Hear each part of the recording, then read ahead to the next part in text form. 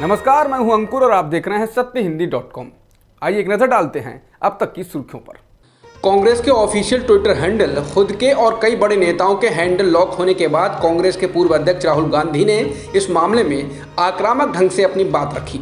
राहुल ने कहा कि ऐसा करके ट्विटर हमारी राजनीतिक प्रक्रिया में दखल दे रहा है। उन्होंने शुक्रवार को एक वीडियो जारी कर कहा कि बिजनेस करने वाली एक कंपनी हमारी राजनीति को तय कर रही है और बतौर राजनेता वह इस बात को पसंद नहीं करते। कांग्रेस नेता ने कहा, यह राहुल गांधी पर हमला नहीं है, यह हमारी देश की लोकतांत्रिक व्यवस्था पर हमला है।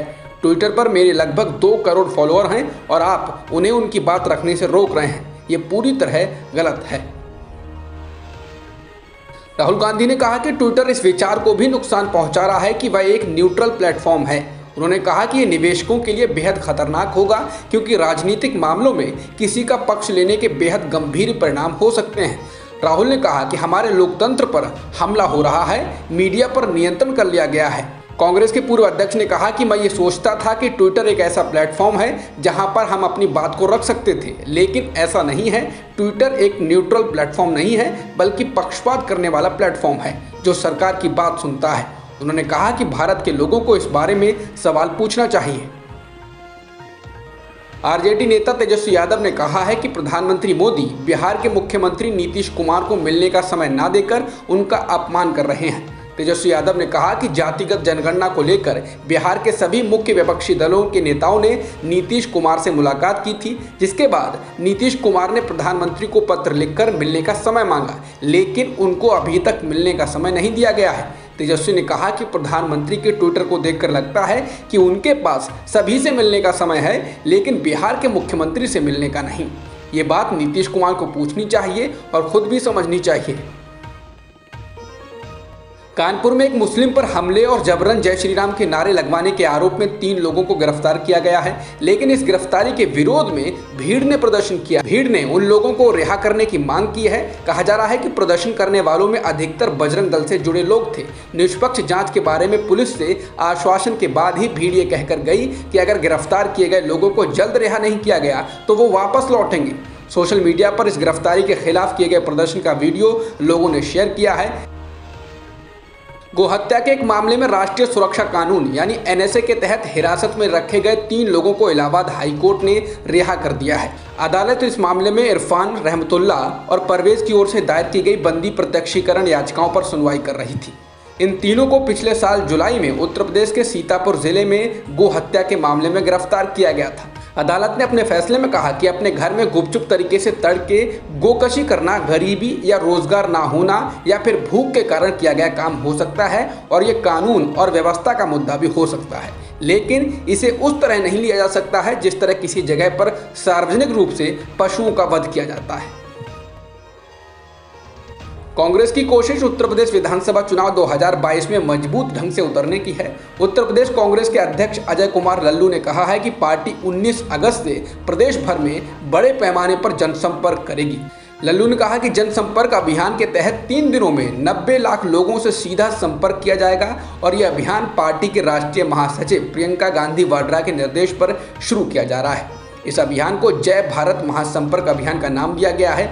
लल्लू ने कहा कि इस दौरान राज्य के 30,000 गांवों, वार्डों तक कांग्रेस के कार्यकर्ता पहुंचेंगे और वहां 3 दिन तक प्रवास भी करेंगे। जम्मू कश्मीर के राजौरी जिले में बीजेपी के मंडलाध्यक्ष जसबीर सिंह के घर पर ग्रेनेड से हमला किया गया है, जिसमें उनके 4 साल के भतीजे की मौत हो गई है और परिवार के 7 अन्य सदस्य गंभीर रूप से घायल हो गए हैं। पुलिस के मुताबिक यह हमला रात 9:30 बजे किया गया। बता दें, पिछले कुछ दिनों से बीजेपी के नेताओं पर हमलों की संख्या बढ़ी है।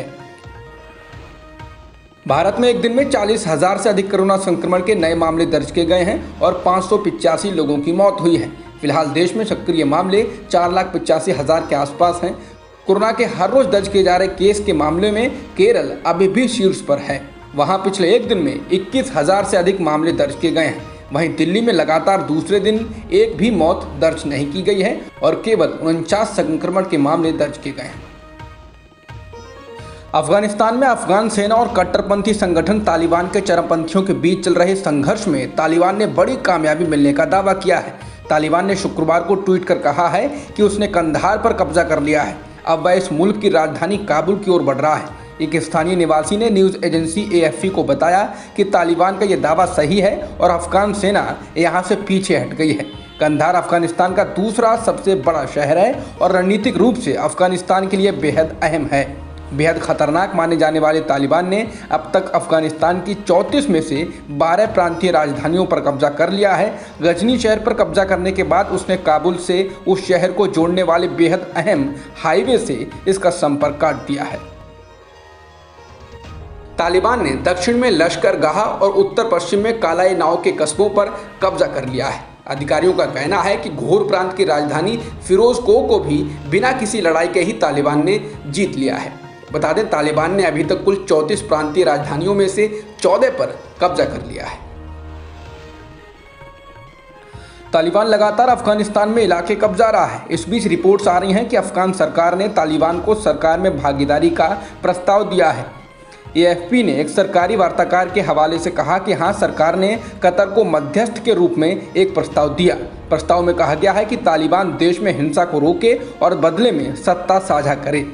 बता दें, तालिबान अफगान सरकार के साथ राजनीतिक समझौता करने के पक्ष में नहीं रहा है। अब तक की खबरों में इतना ही। बाकी खबरों के लिए बने रहिए सत्यहिंदी.com के साथ। सत्य हिंदी का ऐप डाउनलोड करें गूगल प्ले स्टोर पर।